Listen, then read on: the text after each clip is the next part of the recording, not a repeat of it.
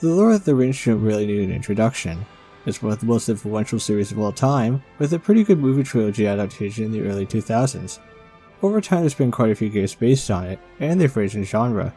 One of the best might be the initially unassuming Lord of the Rings: The Third Age, released in 2004 and developed by EA Redwood Shores. While it's not a direct tie into the 2000s movie trilogy per se, it does borrow a lot from them, even footage, so it'd be easy to assume this is more of a cash grab, or just okay at best. But surprisingly, The Third Age is a diamond in the rough, with a lot to offer for fans of the franchise. So let's take a look at this hidden gem, and why you should give it a try.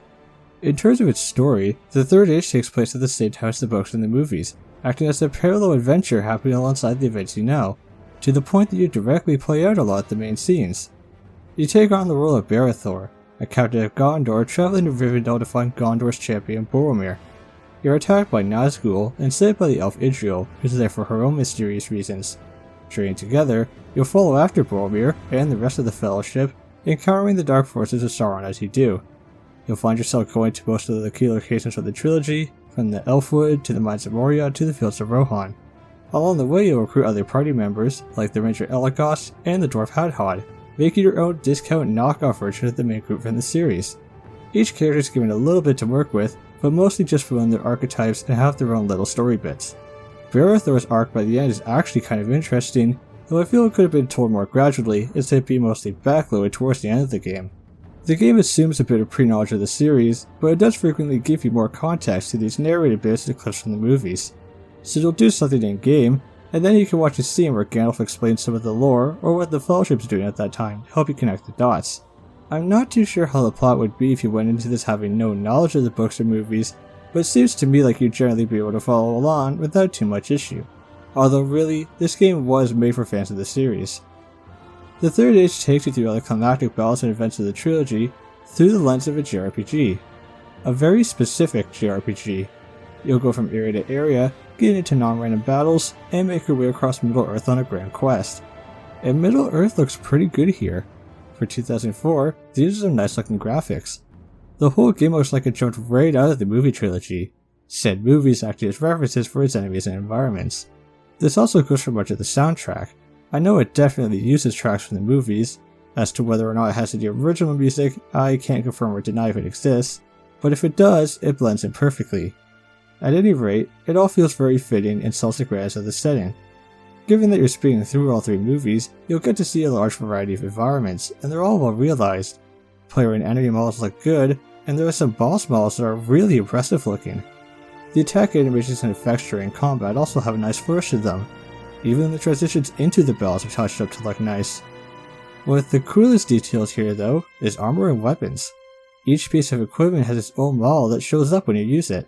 I always love it when games do this, even though sometimes you can make your character look really dumb. It always feels like a visual sign of your increasing strength. It can be a lot to ask for developers to implement something like this, so it's great to see it here. But the thing this game is most well known for is its gameplay. Specifically how similar it is to hit JRPG Final Fantasy X, that released 3 years prior.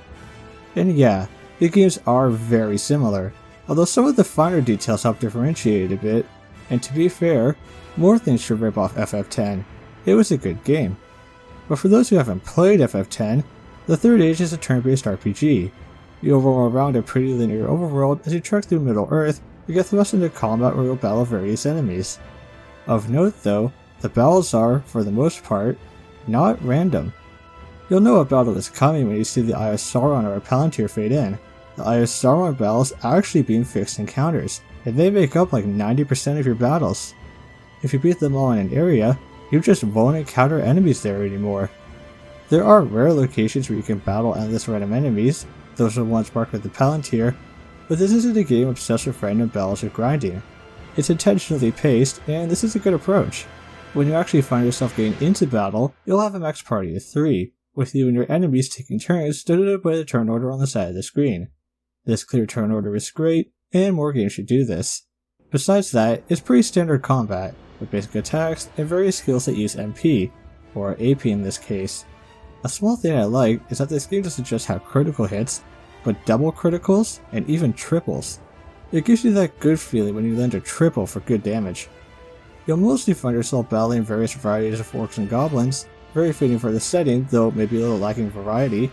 As battles go on, you can also amass this gauge that allows you to unleash a powerful attack that will likely wipe out any non-boss encounter. But honestly, I found myself not really using it, as my skills made it more effective not to. As you fight, apart from gaining XP, you'll gradually develop your character's skills. Using Berthor as an example, he has sword skills and leadership skills. Each time you use one, you get a point in it that will go towards learning the next sword or leadership skill in his skill tree. This encourages you to use your skills often instead of conserving your AP needlessly, and you can even pick and prioritize what skills to go after first. Some of them are active abilities, some are passive, and some activate when you have a full super gauge. Apart from that, you also gain skill points as you level up to help invest more into a certain aspect of your character. Pretty basic stuff overall, like strength, health, and magic, but it's there. The game has a very good sense of progression.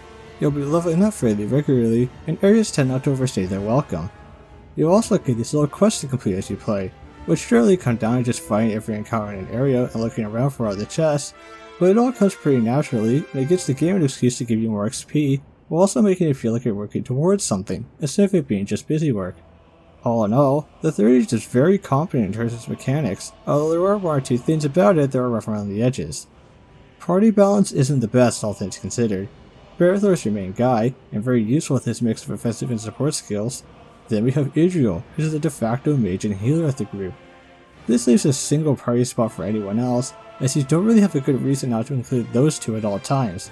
I also don't really know why the stat point system is there, from a more practical standpoint. You could build Berthor with a higher magic stat, but it wouldn't really be that effective compared to putting it all on his strength or constitution. It doesn't feel like the game needed this level of customization. It would have made more sense to me if the stats were just static and auto-assign. You're also just kinda stuck with whatever items you can find, as there aren't any shops in the game. There is eventually a way to craft certain items during battle, but it's not the best solution, and I would have much preferred if there was just some traveling vendor I could shop at. But back to the good parts, we've got the boss battles. These will put you in special encounters against larger or more tactical enemies, and they're easily the highlight of the game. But I'm not talking about fighting the bosses, I'm talking about fighting as the bosses. After each chunk of the game, you'll unlock a chapter in Evil Mode, which takes you through the highlight fights of what you just played, but with you playing as the enemies. Fighting the Balrog alongside Gandalf is cool, but fighting Gandalf as the Balrog is even cooler. And then, you even get special items when you beat it that you can transfer to the main game, so you're encouraged to play this mode for better gear. This is easily my favorite part of the whole game. Imagine your favorite boss fights and how fun it would be if the game gave you the option of reversing the roles and having you fight the protagonist. More games need to do this. There is one final nitpick I have though, and that's that, while I have no proof, I feel like this game was rushed out before it was finished. People who have played it before will know what I mean, but the game kinda drops a bit in encounter design when you get to Pelennor Fields and fight out the Fortress of the Witch King. And then you just kind of warp to the final boss. I personally find it funny, but it feels like there was supposed to be another level here that got cut. But don't let that distract you from what is otherwise a very solid game, and easily one of the best Lord of the Rings games out there. While the original characters and storyline mainly just serve as a vehicle to have you play through the heights of the series, those highlights are really fun to play. While the gameplay is pretty standard, it's very solid in its execution, and the little touches like the non-random encounters or the skill system keep this game unique and enjoyable. And again, Evil Mode is excellent. So if you're a Lord of the Rings fan, or just looking for a solid RPG to play, go play The Lord of the Rings, The Third Age. Hey, thanks for making it to the end of the video. If you liked it for some weird reason, consider leaving a like or comment. If you didn't like it, well, leave a comment anyways about what I did wrong. If you want to hear about more games I think are neat, or whatever random thing I end up making videos on, maybe also think about subscribing. Whatever you choose to do, I hope you have a nice day.